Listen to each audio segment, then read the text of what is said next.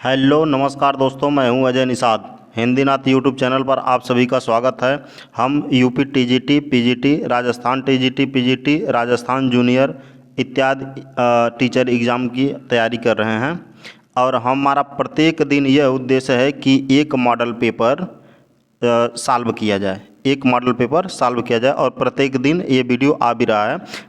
प्रत्येक वीडियो में 100 से 125 क्वेश्चन रहेंगे जिनका हम लोग बहुत कम समय में अध्ययन करेंगे। ठीक है, आइए शुरू करते हैं। पहला क्वेश्चन, आधुनिक हिंदी साहित्य की भूमिका किसकी रचना है? तो ये ऑप्शन नंबर ए सही है, लक्ष्मी सागर वार्ष्णेय की रचना है। उर्मिला और लक्ष्मण के चरित्र से संबंधित ग्रंथ कौन सा है? तो साकेत है। साकेत मैथिली शरण गुप्त जी के द्वारा रचित है। छायावाद का उपनिषद किस काव्य ग्रंथ को कहा जाता है? तो ये कामायनी को कहा जाता है। कामायनी जयशंकर प्रसाद द्वारा रचित है। हिंदी के प्राचीन कवि एवं कविताएं किसकी पुस्तक है? तो यह राहुल संस्कृत्यायन की पुस्तक है। सुख सागर किसकी रचना है? सुख सागर मुंशी सदा सुखलाल की रचना है। और गणपत चंद्र गुप्त ने हिंदी का प्रथम कवि किसे स्वीकार किया है? तो शालिभद्र सूरी को स्वीकार किया है। ऑप्शन नंबर बी सही है। आदिकाल का नाम वीर काल बताने वाले लेखक कौन हैं? तो विश्वनाथ प्रसाद मिश्र जी हैं। बुद्धिरास तथा जीवदया रास किसकी रचना है? तो यह शालिभद्र सूरी की रचना है। अगला क्वेश्चन देखते हैं हम। जो मर जइहें खटिया पर तो कौवा गिद्ध न खइहें मांस, जो मर जइहें रण खेतन में तुम्हारो नाम अमर हुई जाए। यह काव्य पंक्ति किसका है? तो यह जगनिक का काव्य पंक्ति है। आलाखंड से लिया गया है ये। आगे चलते हैं।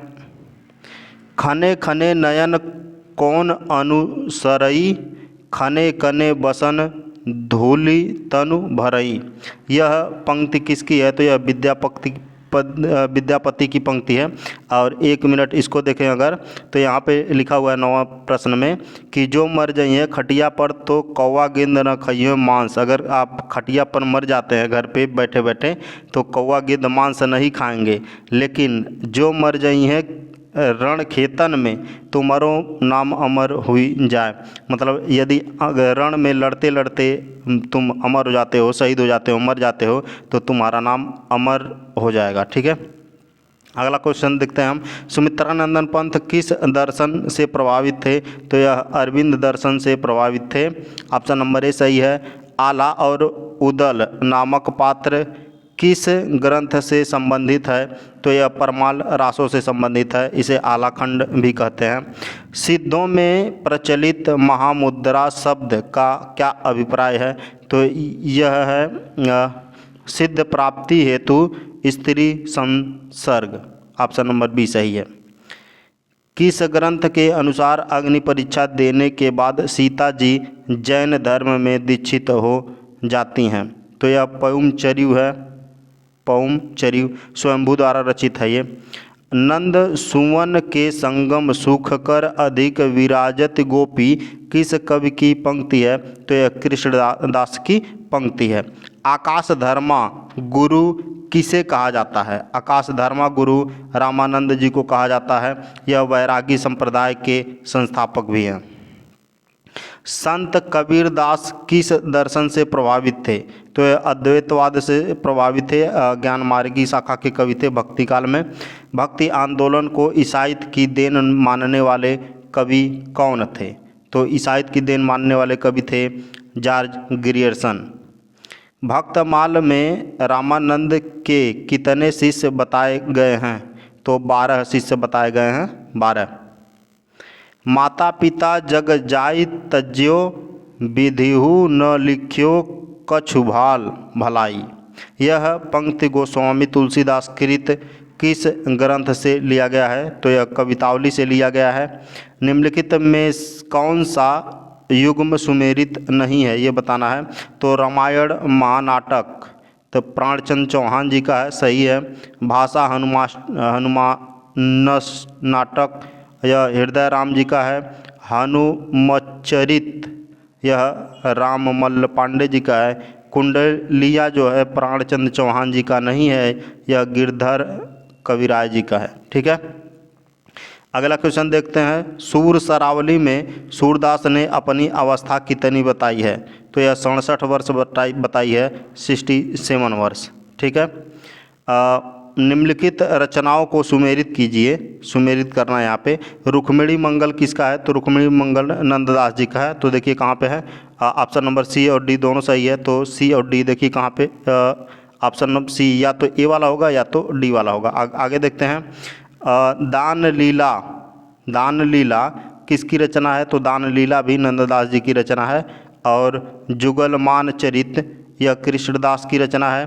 द्वादश यह चतुर्भुज दास जी की रचना है। ऑप्शन नंबर ए सही हो जाएगा। ठीक है, आगे चलते हैं। हे विधवा तोसो अचरा पसारी मांगो जन्म जन्म तीजो याही बरस बसीबो। प्रसिद्ध पद किस कवि का है? तो यह छित स्वामी जी का है। ऑप्शन नंबर बी सही है। हरिचरित नामक ग्रंथ के रचयिता कौन है? यह लालच दास जी हैं। लालच दास, ऑप्शन नंबर बी सही है। अलख शतक तथा तिलक शतक ग्रंथ के रचनाकार कौन है? यह है मुबारक। इनका पूरा नाम सैयद मुबारक अली बिलग्रामी है। सैयद मुबारक अली बिलग्रामी है इनका नाम, मुबारक का। तो ऑप्शन नंबर कौन सा है? ए। बेली कृष्ण रुक्मिणी री रचना किस कवि द्वारा लिखी गई है? तो यह पृथ्वीराज की रचना है। वेली छंद में है ये। हिंदी रीत ग्रंथों की परंपरा चिंतामणि त्रिपाठी से चली, अतः रीत काल का आरंभ उन्हीं से मानना चाहिए। यह कथन किसका है? तो आचार्य रामचंद्र शुक्ला जी का है। ऑप्शन नंबर सी सही है। निम्नलिखित में से कौन एक चिंतामणि त्रिपाठी का भाई नहीं है? चिंतामणि त्रिपाठी मतलब ये त्रिपाठी बंधु की बात कर रहा है। तो भूषण, कवि भूषण जी हैं, मतिराम है, जटाशंकर जी हैं, रत्नाकर जी नहीं हैं। द्रोण पर्व तथा युक्ति तरंगड़ी के रचनाकार कौन है? कुलपति मिश्र, यह रीतकालीन कवि हैं। रीतकाल के प्रतिनिधि कवियों में सबसे अधिक ग्रंथों की रचना देव ने की थी। 72 ग्रंथों की रचना की है इन्होंने। काव्य सरोज नामक रीत ग्रंथ के रचयिता कौन है? तो ये हैं देव।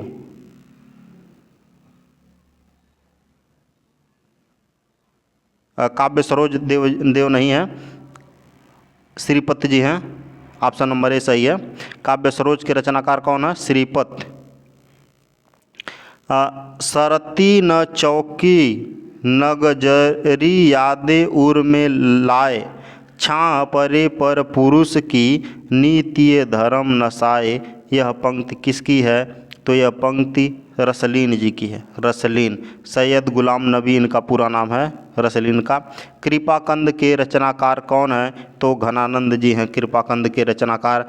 अति क्षीण मृणाल के तारहु ते नहीं ऊपर पाँव दय आवनो है, सुई बेह के दौरो सके न तहाँ पर तीति को टाडो लदवाने है।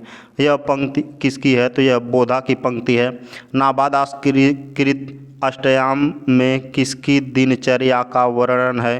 भगवान राम के दिनचर्या का वर्णन है अष्टयाम में। अद्वैतवाद के अनुसार ब्रह्म क्या है? एक है। जीव और ब्रह्म एक है। ऑप्शन नंबर सी सही है। आत्म चिकित्सा, तत्व दीपक तथा धर्म संवाद आदि काव्य ग्रंथ के रचनाकार कौन है? तो श्रद्धाराम फिल्लौरी। कौन है? श्रद्धाराम फिल्लौरी। इन्होंने लिखा है ओम जय जगदीश हरे। आप सुने होंगे सभी लोग लगभग। निम्नलिखित में कौन सी काव्य कृति प्रबंध काव्य नहीं है, ये बताना है। तो सुजान चरित जो है यह घनानंद की है, प्रबंध काव्य नहीं है। बाकी चंडी चरित्र, सुजान चरित और रामचरित ये सब हैं प्रबंध काव्य। निम्नलिखित में से कौन सी रचना प्रताप शाही की नहीं है? नहीं है पे ज़्यादा ध्यान देना है। तो नवरस तरंग ये प्रताप शाही की रचना नहीं है, ये बेनी प्रवीण की रचना है, बेनी प्रवीण की। और श्रृंगार मंजरी व्यंग्यार्थ कौमुदी, काव्य विलास, ये प्रताप शाही की रचना है तीनों। छत्र प्रकाश नामक प्रबंध काव्य के रचनाकार कौन हैं? तो ये हैं लाल कवि, ऑप्शन नंबर बी। इनका नाम अन्य नाम गोरे लाल भी है, गोरे लाल।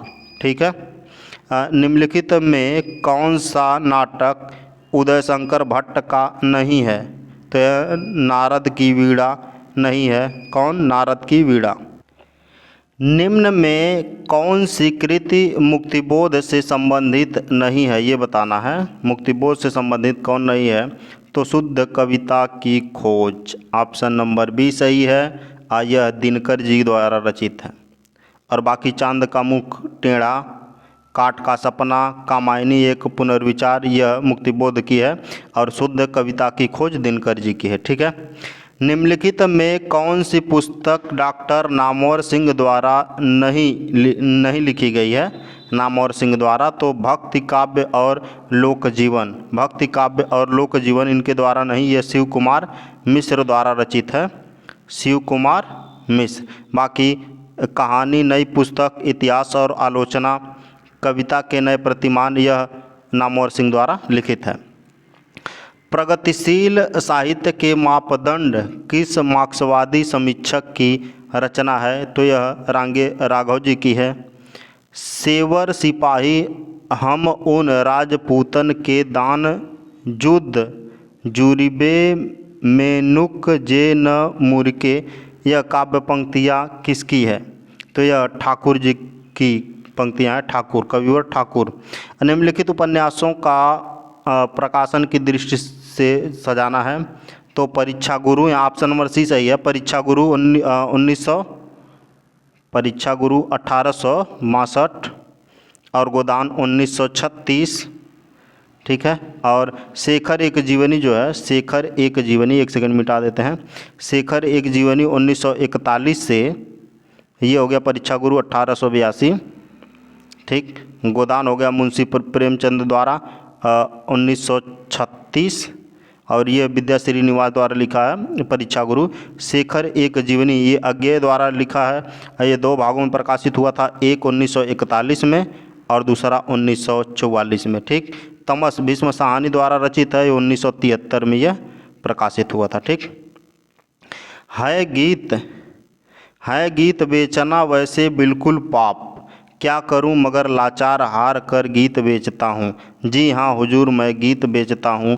यह काव्य पंक्ति किसकी है? तो यह भवानी प्रसाद मिश्र जी की है। यह दूसरे तार सप्तक के कवि हैं। कौन? भवानी प्रसाद मिश्र, दूसरे तार सप्तक के।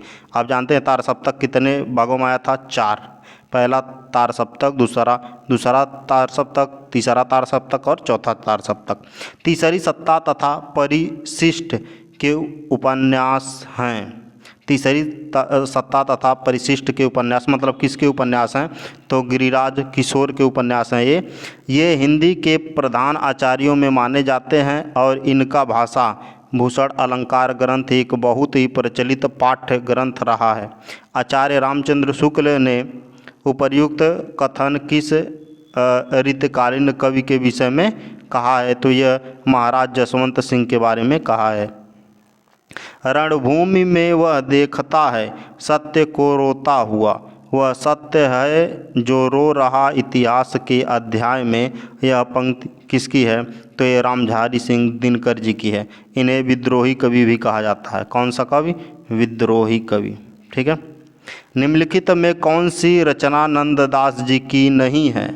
तो ये बताना है। रूप मंजरी नंददास जी की है, मान मंजरी भी नंददास जी की है और अनेकार्थ मंजरी नंददास जी की है। लेकिन ध्यान मंजरी नंददास जी का नहीं है, यह रहीमदास जी का है। किसका है? रहीम का। ठीक। आनंदवर्धन ने किसे काव्य की आत्मा माना है? तो आनंदवर्धन ने ध्वनि संप्रदाय के प्रवर्तक रहे हैं आनंदवर्धन, और इन्होंने रस ध्वनि को काव्य की आत्मा माना। ऑप्शन नंबर डी सही है। निम्नलिखित में कौन सा निबंध संग्रह हरिशंकर परसाई का नहीं है? ये बताना है।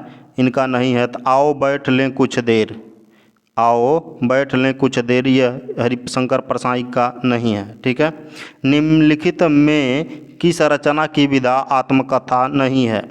तो तिरस्कृत का है, अपनी धरती अपने लोग, सहचर है समय, बसंत के पतझड़।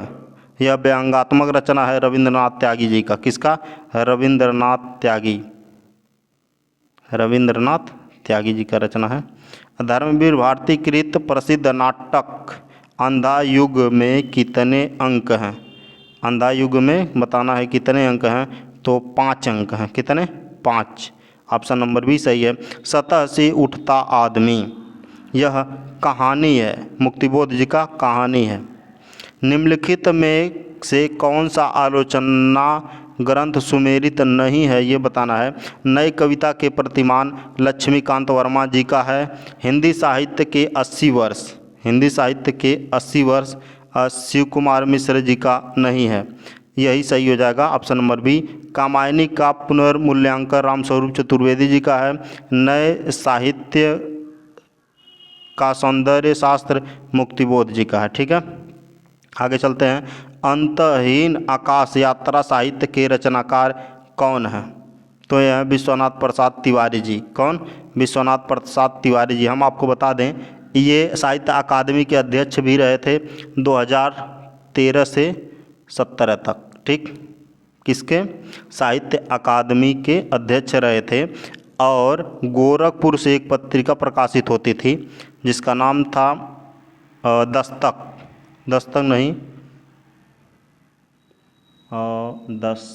दस्तावेज। याद आ गया, दस्तावेज। इसके संपादन का भी कार्य इन्होंने किया। कौन? विश्वनाथ प्रसाद तिवारी जी ने। हमारे साहित्य निर्माता आलोचना ग्रंथ के लेखक कौन है? तो ये शांतिप्रिय द्विवेदी जी हैं। शांतिप्रिय द्विवेदी जी। साधारणीकरण शब्द का सर्वप्रथम प्रयोग किसने किया? तो भट्टनायक ने किया। ऑप्शन नंबर बी सही है। पंडित बुद्धिराम प्रेमचंद की किस कहानी का पात्र है? तो यह बूढ़ी काकी का नायक है पंडित बुद्धिराम प्रेमचंद। अयोध्या सिंह उपाध्याय हरिऔध का जन्म कहाँ हुआ? तो यह निजामाबाद आजमगढ़ जिले में हुआ है। आगे चलते हैं। देवसेना जयशंकर प्रसाद की किस कहानी की पात्र है? तो स्कंदगुप्त कहानी की पात्र है देवसेना। निम्नलिखित गद्य रचनाओं में कौन सी एक रचना सुमेरित नहीं है? यह ध्यान रहे, सुमेरित नहीं है। तो हम हसमद, यह अजित कुमार का नहीं है, यह कृष्णा सोबती का है। किसका? कृष्णा सोबती का 1999 में प्रकाशित हुआ हम हसमत, कृष्णा सोबती। ठीक है। माटी की मूर्ति रामबीर मैनीपुरी। जैनेन्द्र के विचार प्रभाकर मानचे और बच्चन निकट से अजित कुमार जी की रचना है। जिन दिन देखे वे कुसुम गई सुबीती बहार, अब अली रही गुलाब की अपत कटीली डार। इसमें कौन सा अलंकार है? तो इसमें असंगत श्लेष अन्योक्ति अलंकार है। ऐसा अलंकार जिसमें जहाँ पे उपमान के माध्यम से उपमेय का वर्णन किया जाए वहाँ अन्योक्ति अलंकार होता है। इसमें अन्योक्ति अलंकार है। लहंदा एवं पंजाबी आधुनिक भाषाएं किस अपभ्रंश से विकसित हुई हैं? तो ये 85 से विकसित हुई हैं। 85 पंजाब साइड में बोली जाती हैं। और वीरों की सुमाताओं का यश जो नहीं गाता वह व्यर्थ सुकवि होने का अभिमान जताता है। उपर्युक्त पंक्तियाँ लाल भगवान दीन का है। वीरों की सुमाताओं का यश जो नहीं गाता वह व्यर्थ सुकवि होने का अभिमान जनाता है। लाल भगवान दीन।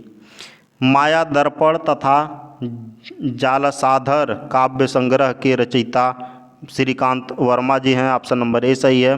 दीर्घ तपा कितने चौराहे, यह फणिकेश्वर नाथ रेणु जी का उपन्यास है। कृष्णार्जुन युद्ध किसकी रचना है? तो यह माखनलाल चतुर्वेदी जी की रचना है। इनको पंडित जी भी कहा जाता है। निम्नलिखित में से आग और राग का कवि एवं अपने समय का सूर्य कहा जाता है? तो यह दिनकर जी को अपने समय का सूर्य कहा जाता है इन्हें। शरणार्थी कहानी संग्रह के रचनाकार कौन हैं? तो ये अज्ञेय जी हैं। सच्चिदानंद हीरानंद वात्स्यायन अज्ञेय। निम्नलिखित में कौन सा एक निबंध कुबेरनाथ राय द्वारा नहीं रचा गया है? तो ये विषाद योग है। निषाद बांसुरी इन्हीं का रचना है। आगम की नाव भी इन्हीं का है। चितवन की छाया इनका नहीं है, यह विद्यानिवास मिश्र जी का है। किसका? विद्यानिवास मिश्र जी का है चितवन की छाया। आनंदी प्रेमचंद की किस कहानी का पात्र है? तो यह बड़े घर की बेटी आनंदी प्रेमचंद की बड़े घर की बेटी की पात्रा है। साहित्यकार की आस्था तथा अन्य निबंध ग्रंथ के रचनाकार कौन है? तो महादेवी वर्मा जी हैं। कौन है? महादेवी वर्मा जी। आगे चलते हैं। निम्नलिखित उपन्यासों में कौन सा उपन्यास उसके लेखक के साथ सुमेलित नहीं है? ये बताना है, सुमेलित नहीं है। तो अर्धकुंभ की यात्रा शैलेश मटियानी की है। न खुदा न सनम हिमांशु श्रीवास्तव का है। सोनी घाटी का सूरज श्रीलाल शुक्ल जी का है। और यह पथ बंधु था, यह नरेश मेहता का है। किसका? नरेश मेहता का है। तो ऑप्शन नंबर कौन सा हो जाएगा? डी। भगवती चरण वर्मा नहीं है, यह पथ बंधु था, इसके नरेश मेहता जी हैं रचनाकार। इंसान एकांकी के रचनाकार कौन हैं? तो विष्णु प्रभाकर जी हैं। रस गंगाधर ग्रंथ के रचनाकार पंडित राज जगन्नाथ जी हैं। पंडित राज जगन्नाथ जी। काव्य शोभाया करतारो धर्मा गुड़ा किस आचार्य की पंक्तियां हैं? तो यह वामन की पंक्तियां हैं। काव्य अलंकार सूत्र का रचनाकार भी यही हैं। निम्नलिखित ग्रंथों को उनके आचार्यों के साथ सुमेलित करना है आपको। तो अलंकार सर्वस्व क्या है? रुयक, ठीक, रचना है। और व्यक्ति विवेक जो है महिम भट्ट की रचना है। और काव्य मीमांसा राजशेखर की रचना है, काव्य मीमांसा। और धन्यालोकलोचन अभिनव गुप्त का है। तो अलंकार सर्वस्व किसका? रुयक का है। और व्यक्ति विवेक महिम भट्ट का है, ठीक है। काव्य मीमांसा राजशेखर, ध्यानलोक अभिनव गुप्त का है, ठीक। यानी कि ऑप्शन नंबर कौन सा हो जाएगा? ए वाला। कविता तो कवि की आत्मा का आलोक है, उसके हृदय का रस है जो बाहर की वस्तु का अवलंबन लेकर फूट पड़ती है। यह रामधारी सिंह दिनकर की रचना है। पेड़ पर कमरा कहानी के लेखक कौन हैं? तो विनोद कुमार शुक्ल जी हैं। पेड़ पर कमरा। कवि निराला किसकी आलोचनात्मक कृति है? तो नंद दुलारे वाजपेयी की। किसकी? नंद दुलारे वाजपेयी। आगे चलते हैं। कल्पना सिद्धांत के प्रवर्तक कौन है? कल्पना सिद्धांत के प्रवर्तक कालरिज हैं। ऑप्शन नंबर सी सही है। अज्ञेय के व्यक्तिपरक निबंध किस नाम से छपे? तो ये कुट्टी चाटन नाम से छपे थे अज्ञेय के व्यक्तिपरक निबंध। किस वाक्य में कर्मवाच्य नहीं है?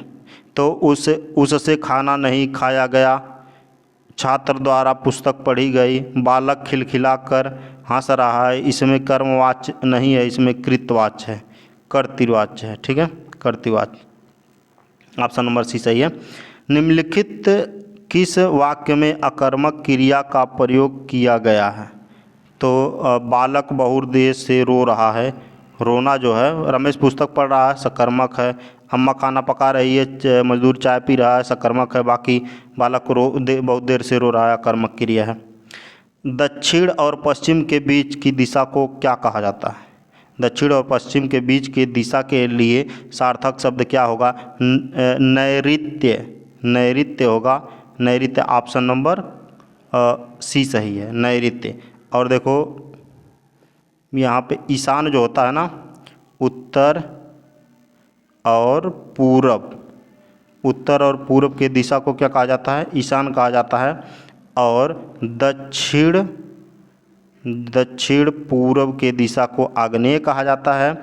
उत्तर और पश्चिम दिशा को वायव्य कहा जाता है, ईशान हो गया। और जो पूछा है दक्षिण पश्चिम को नैऋत्य कहा जाता है, ठीक है।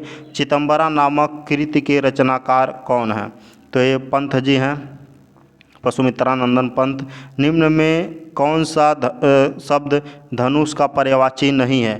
तो विशिक धनुष का पर्यायवाची नहीं है। बाकी कोदंड, सरासन, चाप ये सब धनुष के पर्यायवाची हैं। विशिक तीर का पर्यायवाची है। विसिक मतलब तीर। तहसील किस भाषा का शब्द है? तो तहसील अरबी भाषा का शब्द है, अरबी, और विदेशज शब्द है। निम्नलिखित में कौन सा शब्द तद्भव है? ये बताना है तद्भव शब्द कौन सा है। तो तिक्त खीर, खीर नहीं होता है, खीर तद्भव है, अब बाकी इसका तत्सम होता है क्षीर। और ये तिक्त तत्सम है, भक्त भी तत्सम है, गोमल भी तत्सम है। तिक्त का तद्भव तीता होगा, भक्त का तद्भव भगत होगा, गोमल का गोबर होगा तद्भव, ठीक है। और आगे सिमिट सिमिट जल भरही तलावा, जिमि संपत्ति सज्जन गृह आवा, इसमें कौन सा अलंकार है?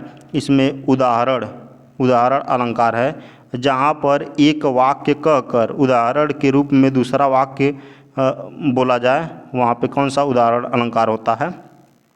निम्नलिखित में कौन संयुक्त वाक्य है? संयुक्त वाक्य बताना है।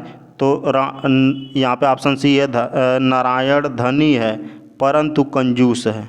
तो परंतु ये की वर्ड है, परंतु ये संयुक्त वाक्य पहचानने के लिए, ठीक है। किंतु परंतु आता है यहाँ पे।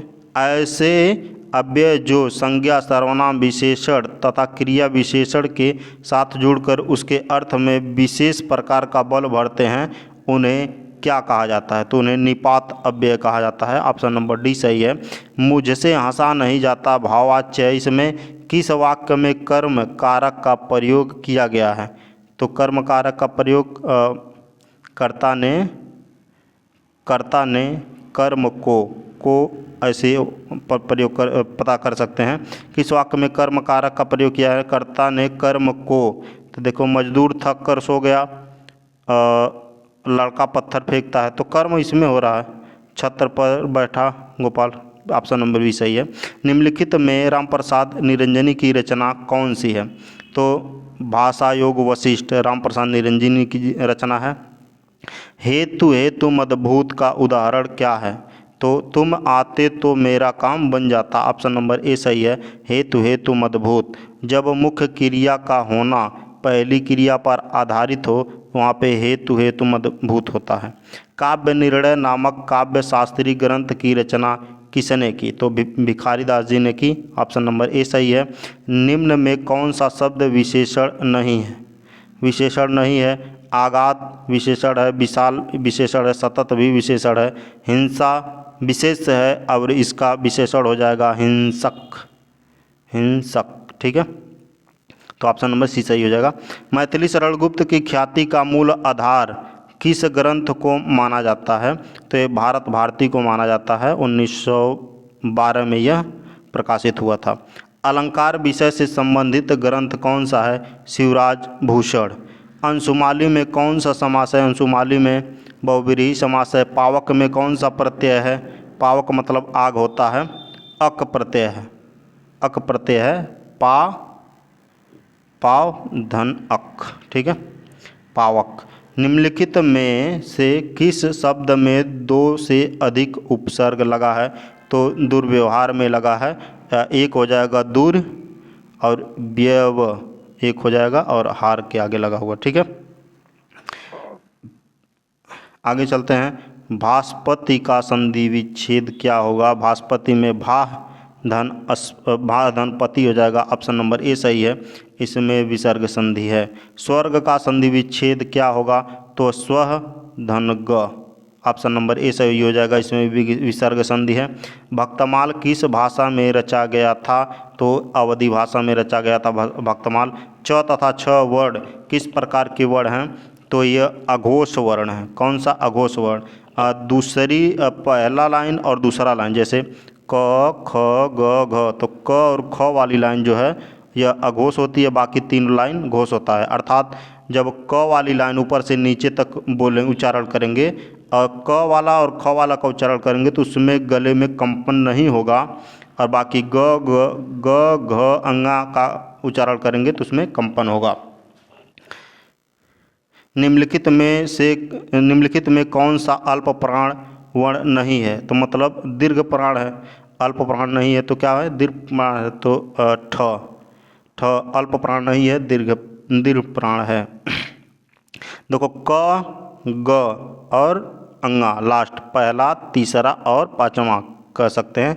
क, ग और अंगा ये अल्प प्राण होता है, बाकी ख वाला और घ वाला ये दीर्घ प्राण होता है। ठीक है, आगे चलते हैं। न बहुत गर्म न बहुत ठंडा, मतलब क्या होगा? समशीतोष्ण होगा, और क्या? ऑप्शन नंबर सी सही है। इनमें से कौन सा संत सिकंदर लोदी के समकालीन था? कबीरदास सिकंदर लोदी के समकालीन थे और सिकंदर लोदी ने 1504 में आगरा शहर की स्थापना की थी। ठीक है, किस कहानी का नाम उदयभान चरित है? तो रानीखेत की कहानी का नाम उदयभान चरित है। इसके रचयिता हैं इंसा अल्लाह खां, मुंशी ईसा अल्लाह खां कह सकते हैं। अनुभाव के कितने भेद होते हैं? तो 4 भेद होते हैं अनुभाव के, कायिक, सात्विक, वाचिक और आहार्य, 4 भेद अनुभाव के। भट्ट लोल्लट की प्रसिद्धि का कारण क्या है? तो उत्पत्तिवाद है लोल्लट के प्रसिद्धि का कारण। और आपको बता दें इसे आरोपवाद भी कहा जाता है, उत्पत्तिवाद को। इनमें से कौन सी रचना मैत्रेयी पुष्पा की है? तो झूला नट, इदन्नम, अलमा, कबूतरी, यह तीनों रचनाएं मैत्रेयी पुष्पा जी की हैं। तो ऑप्शन नंबर डी सही हो जाएगा, उपर्युक्त सभी। भाषा के संबंध में असत्य कथन कौन सा है? भाषा सामाजिक संपत्ति है, सही है। भाषा परिवर्तनशील है, सही है। भाषा अनुकरण सादृश्य है, सही है। भाषा पैतृक संपत्ति है, गलत है। भाषा पैतृक संपत्ति नहीं है, भाषा अर्जित संपत्ति है। और ऊपर सामाजिक परिवर्तनशील और अनुकरण सादृश्य है। निम्नलिखित में किसे अवधि का निजी छंद माना जाता है? अवध का निजी छंद बरेवे को माना जाता है। इसके पहले चरण में 12 और दूसरे चरण में 7 मात्राओं पर यति होता है। अर्धमात्रिक छंद है ये बरेवे। निम्नलिखित में से कौन सा ग्रंथ उसके लेखक के साथ सुमेलित नहीं है बताना है। ठीक है, मुद्रा राक्षस विशाख दत्त का सही है। प्रतिज्ञा योग धरायण भास का है। और हितोपदेश नारायण पंडित का है। महाभाष्य पतंजलि का है, कात्यायन का नहीं है। किसका है? पतंजलि का। 10 रूपकम के रचनाकार कौन है? तो ये धनंजय हैं, धनंजय। ऑप्शन नंबर ए सही है। भवभूति के पिता का नाम क्या है? तो नीलकंठ। भवभूति के पिता का नाम नीलकंठ है। और यहाँ पे वह विचितयन्ति यमन्यमानसा तयोधनम वेत्सि न मामुपस्थितम। उपर्युक्त श्लोक किस ग्रंथ से संबंधित है? तो यह अभिज्ञान शाकुंतलम से लिया गया है, जिसके रचनाकार कालिदास जी हैं। सर्वे गुणा कश्चन माश्रयन्ते, यह प्रसिद्ध सूक्त किसका है? तो यह नीति शतक से लिया गया है और इसके रचनाकार भर्तृहरि जी हैं, भर्तृहरि। तो आज का एक क्लास पूरा हुआ। और आपको बता दें, यदि वीडियो पसंद आया है तो लाइक करो, शेयर करो, सब्सक्राइब करो, ताकि हमारा भी मनोबल बढ़े। और जो लोग बीए कर रहे हैं हिंदी साहित्य से, या एमए कर रहे हैं, या अभी बीएड में एडमिशन लिया है, तो उनको बता दें ये वीडियो आप देखा करें, आपके लिए बहुत फ़ायदेमंद होगा। और जो आपके संपर्क में है उनको भी बताएं। और ये नित्य प्रति आया करेगा ये वीडियो। ठीक है, आज हमारा 10 वीडियो हो गया और 1000 से प्लस क्वेश्चन हम कर चुके हैं। ठीक है, तो thank you for listening and God bless you all.